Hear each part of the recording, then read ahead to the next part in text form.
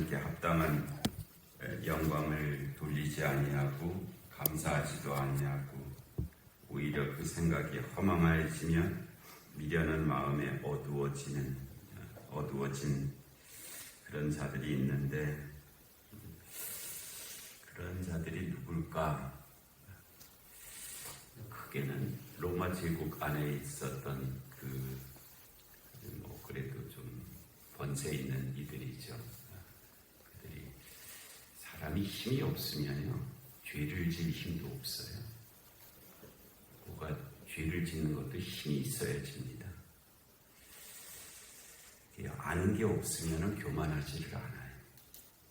아는 게 생기면서 교만이 생기거든요. 그리고 우리가 재력이라든지 명성이라든지 무력이라든지 이런 것들이 없으면요, 전혀 죄를 안 짓는 것은 아니지만 그냥 조그만 죄를 짓는 것뿐이고, 사실은 남에게 해가 되는 비교적 큰 죄를 짓지를 못합니다. 근데 뭐가 있는 사람들이 죄를 짓거든요. 뭐가 있다고 생각하는 사람들이 죄를 짓습니다. 그래서 하나님을 알되 하나님을 영화롭게도 아니하고 감사하지도 아니하고, 이런 자들, 그런 하나님을 여기서 안다고 하는 것이 이제 복음을 통해서 안다는 그 범주에 있는 것이 아니고요. 자연 만물을 통해서 분명히 또 역사를 통해서 하나님이 계심을 드러내셨건을 그렇게 말씀하시잖아요. 그런 관점에서 하나님을 알 때가 들어가는 그런 범주입니다. 하나님을 알 만한 것이 분명히 있었고 그들이 알만도 했었는데, 끝내 하나님께 합당한 영광을 돌리지 않고 그 하나님의 영광을 무슨 사람의 형상, 이건 이제 로마 황제입니다. 그 다음에 무슨 동물의 형상, 우상 숭배, 그런 것들이죠. 그런 것들로 바꾸어 놓았다. 그래서 결과적으로 24절에 어떻게 되냐 하면, 하나님께서 그들을 마음의 정욕대로 더러움에 내버려 두사가 이제 육인데요. 버려 두셨다는 거예요. 또 우리가 다 이해할 수 있는 것은 아닌데, 그렇게 말씀하셨어요. 어떤 자들은 끝내 하나님께서 버려 두신다. 심판 때까지 버려 두신다. 이게 이제 선택과 유기, 칼빈의 이중 예정에 해당하는, 구원받을 자도 택하시고 또 유기되는 자들, 버려둘 자도 그 하나님의 선택 가운데 들어있다. 그런데 우리는 사람은 선택을 할 때 실수할 수도 있고 좀 거기에 잘못된 악이 들어갈 수도 있지만, 하나님의 선택에는 그런 것이 전혀 있을 수 없는 것이기 때문에 하나님의 선택에 대해서 우리가 뭐라고 말을 할 수가 없습니다. 또 말을 했어도 안 되는 일이고, 내용 자체도 오류가 없으시고요. 절대 오류가 없으시고, 하나님이 어떤 자를 유기시키고 하나님이 어떤 자를 택하셨다고 거기에 대해서 이의를 제기할 수 없다는 것입니다. 사람들이 하는 일은 그런 것이 있을 수 있어요. 왜 그랬냐? 이유가 뭐냐? 정말 그러냐? 사람의 관계 속에서는 그걸 따져 물을 수가 있는데, 하나님이 하신 일에 대해서는 우리가 그거를 그렇게 말을 할 수가 없고, 우리가 어떤 것은 받아들이게 되고 어떤 것은 이해가 안 되는 일이 있잖아요. 왜 하나님 그렇게 하셨습니까? 감히 이제 그런 마음이 들기도 하잖아요. 왜 하나님 그렇게 하셨습니까? 왜 하나님께서 그를 데려가셨습니까? 하여튼 우리 마음속에서는 그 하나님이 하시는 일에 대해서 좀 이의를 가질 수 있는데, 그냥 그건 우리 마음이지, 실제적으로 우리가 하나님을 생각하면 절대로 그럴 수가 없죠. 그건 불가능한 것입니다. 그래서 하여튼 내버려둔 자들이 있다. 내버려둔 자들이 있다. 이 내버려 둔다는 것을 내버려 두사라는 말이 3번이나 나옵니다. 24절에도 내버려 두었다. 26절에도 내버려 두셨다. 그리고 28절에도 내버려 두셨다. 그러니까 하나님이 나를 내버려 두시면 큰일 나는 겁니다. 하나님 나를 내버려 두시면 진짜 망하는 길이거든요. 하나님한테 잘 보여야 됩니다. 그냥 하나님을 알되 하나님을 영화롭게도 아니하고 감사하지도 아니하는 자들에게 내리는 어쩌면 심판이죠. 내버려 두신다. 내버려 두신다. 그랬더니 내버려 두었더니 어떻게 되냐면 피조물을 조물주보다 더 경배하는 그런 삶을 살더라. 피조물의 속성은 썩어질 것들이거든요. 이 세상에 존재하는 모든 것들은 썩어질 것들입니다. 심지어는 어제 말씀드린 대로 태양도 썩어집니다. 그래서 썩어져서 없어집니다. 태양도. 근데 그 썩어질 것들을 조물주 하나님보다 더 경배하는 그런 권력이라든지 재력이라든지 명성이라든지 어떤 육신적 욕심이라든지 이런 것들을 더 중히 여기는 그렇게 되더라고요. 내버려 두었더니.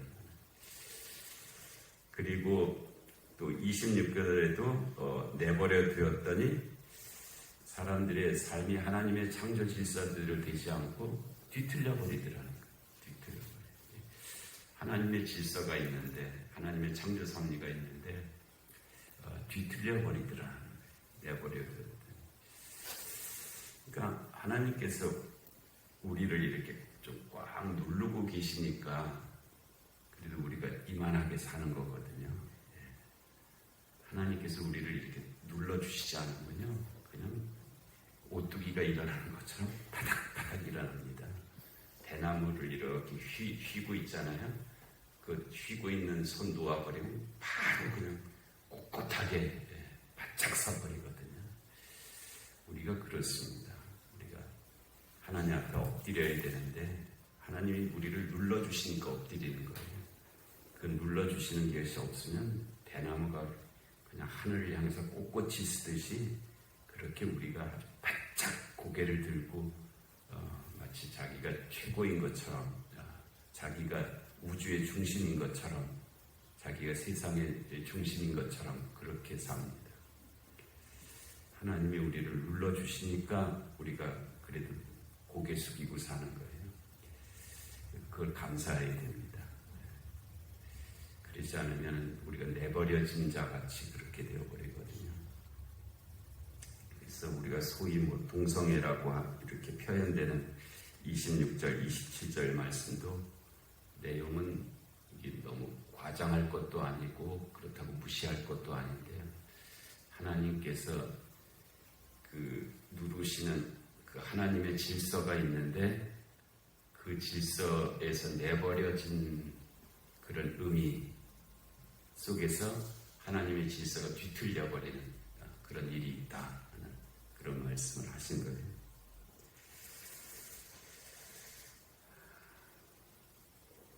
또 이 로마 시대 당시에는 우리가 이해하지 못할 정도로 동성애가 자연스러운 일이었습니다.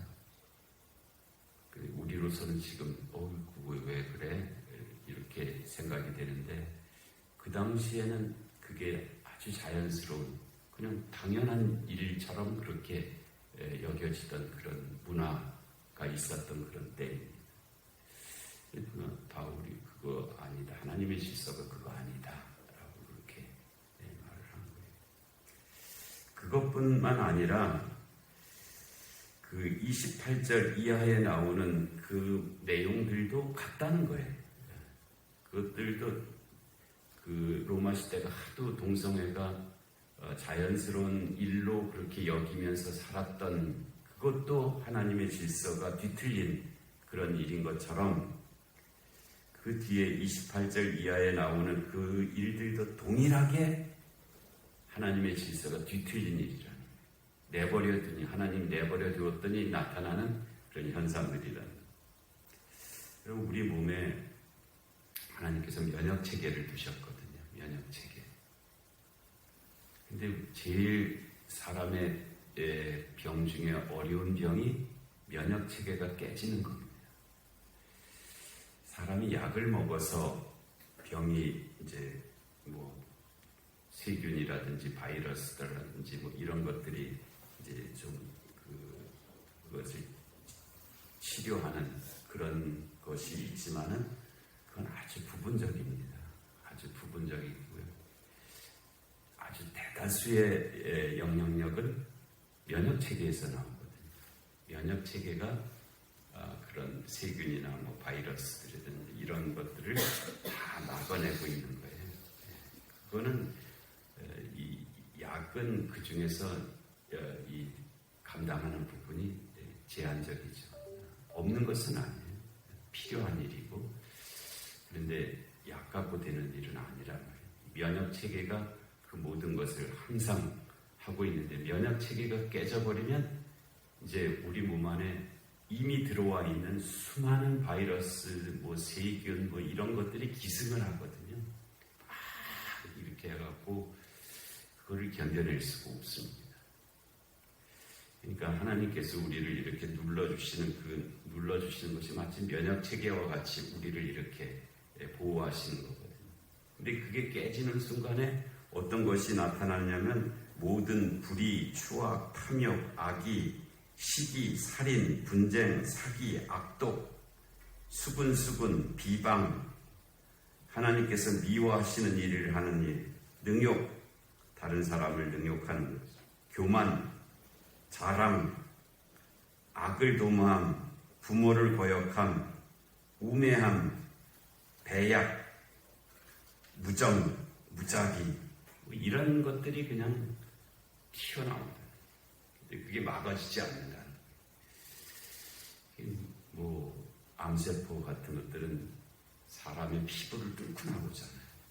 면역 체계를 뚫을 뿐만 아니라 사람의 근육층을 뚫고 밖으로 나오기도 하고 다른 장기로 가기도 하고 그랬어.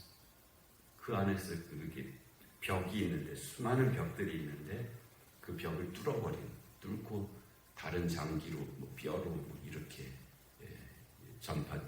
전이가 되는 그런 여기서 나오는 이런 것들도 우리 안에 원죄 가운데 내재되어 있는 것들이 하나님의 은혜가 그걸 막고 있는데 내버려 둔 상태가 되면은 이런 것들이 그냥 뚫고 나와서 기승하는데 결국은 죽을 수밖에 없는 일이에요. 사망에 이르게 되는 그런 일들이 되는 거죠. 그러니까 저 위에 표현된 소위 동성애라고 표현된 그것만이 아니라 밑에 나오는 것도 똑같다는 거예요. 똑같은 죄라는 거죠. 어떤 죄가 더 크고 작고가 없다는 거예요. 다 같은 것이라는 거죠. 근데 어제도 말씀드린 것처럼 자기가 아닌 것만 강조합니다.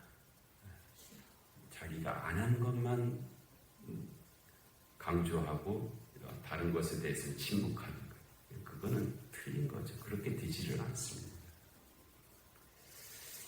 그래서 32절에 그들이 이 같은 일을 행하는 자는 사형에 해당한다고 하나님께서 정하심을 알고도 그랬어요. 저 위에 26절서부터 31절에 해당하는 이거 하나님 앞에 사형이라는 거예요. 사형.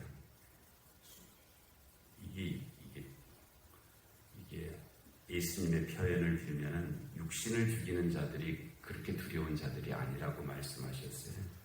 육신과 함께 그 영혼을 지옥불에 넣는 자를 두려워하라라고 말씀하셨거든요.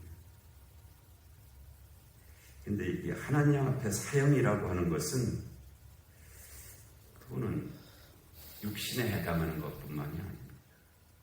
우리의 전 존재, 영혼 육이 사형이라는 거예요. 그들이 이 같은 일을 행하는 자는 사형에 해당한다고 하나님께서 정하심을 알고도 우리가 무시하잖아요. 합리화시키고 뭐 그러겠냐고 하고 자기가 재판장이 돼갖고 이거는 죄가 아니라고 하고 그렇지 않다는 것입니다. 요것만 죄고 요거는 죄가 아니다. 누가 정하는데? 누가 그렇게 정할 수가 있는데? 그렇게 아니라는 것입니다. 적어도 여기에 나온 이 말씀들 다 동일한 사형에 해당하는 죄라는 것입니다. 그래서 그들이 이 같은 일을 행하는 자는 사형에 해당한다고 하나님께서 정하심을 알고도 어떻게 했냐면 자기들만 행할 뿐 아니라 자기들이 지금 이 죄를 짓고 있을 뿐만 아니라 또한 그런 일을 행하는 자들을 옳다고까지 한다.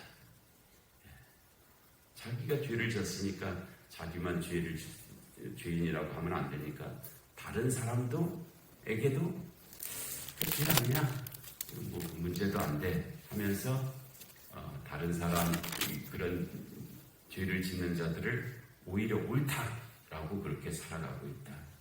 왜요? 하나님이 내버려 두셨더니 그렇게 되더라. 하나님이 우리를 붙잡고 계신 것이 구원이고 자유입니다. 하나님 앞에 붙잡혀서 살아가는 우리 모두가 되게 하시는 줄로 믿습니다. 은혜로우신 하나님 아버지, 이런 새벽 저에게 허락하시고 또 바울을 통해서 하나님 증거하신 그 말씀들을 저희가 듣습니다. 하나님 잘 듣게 하시고 또 거룩한 두려움으로 이 말씀 앞에 서게 하시고 또 주의 능력을 힘입어서 하나님 주의 문제를 능히 감당하며 살아갈 수 있는 저희들의 삶이 되게 하여 주시옵소서. 하나님 영육간에 공고한 하나들을 긍휼히 여겨 주옵시고 이 나라 이 민족 가운데 주님의 공의와 정의가 임하게 하여 주옵시고 전쟁과 기근과 질병과 재난의 땅들 가운데 주의 긍휼하심이 함께 하여 주시옵소서. 하나님 신년의 때를 저희 인생 가운데 주셔서 참 감사합니다. 신년의 거룩함과 밭의 소출과 또 신년의 일꾼들이 세워지는 아름다운 역사들이 이루어지게 하여 주시옵소서. 어제 송기성 장로님이 하나님의 부르심을 받았는데 하나님 저를 위로하여 주시고 또 유가족들을 위로하여 주옵시고 또 하나님 모든 장례 절차 가운데도 또 하나님의 영광이 나타나게 하여 주시옵소서. 이 새벽의 기도 가운데도 은혜를 더하여 주시기를 간절히 비옵고 예수님의 이름으로 기도하옵나이다. 아멘.